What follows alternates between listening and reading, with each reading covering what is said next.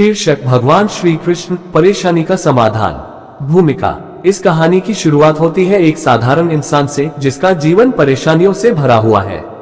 उसका नाम है अर्जुन या कोई अन्य नाम। अर्जुन अपने जीवन में अनेकों कठिनाइयों से गुजर रहा है और उसे समझ नहीं आ रहा कि किस दिशा में जाए। प्रारंभिक संघर्ष। अर्जुन का व्यवसाय मंदा चल रहा है, परिवार में कलह है और स्वास्थ्य भी ठीक नहीं है। उसे लगता है कि उसकी सारी कोशिशें विफल हो रही हैं। वो दिन रात अपने दुखों से छुटकारा पाने के लिए परेशान है। श्री कृष्ण का प्रकट होना। एक दिन निराशा के चरम पर पहुंचने के बाद अर्जुन मंदिर जाता है और भगवान श्री कृष्ण से प्रार्थना करता है।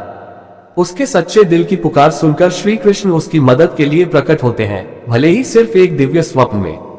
श्री कृष्ण की शिक्षा। श्री कृष्ण अर्जुन को बताते हैं कि परेशानियां जीवन का हिस्सा हैं, लेकिन उनसे डरना नहीं चाहिए। वह उसे भगवद गीता के कुछ प्रमुख उपदेशों के माध्यम से समझाते हैं कि कैसे वह अपनी जीवन की कठिनाइयों का सामना कर सकता है।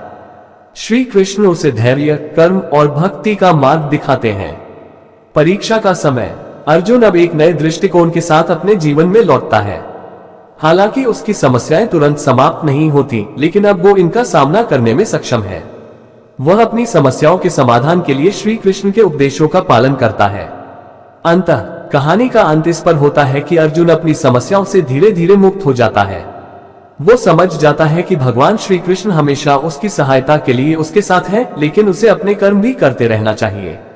संदेश। कहानी यह संदेश देती है कि भगवान श्री कृष्ण हमेशा हमारे साथ हैं और हमें परेशानियों से उबरने में मदद करते हैं, लेकिन इसके लिए हमें धैर्य, सही मार्ग और अपने कर्मों पर विश्वास रखना चाहिए।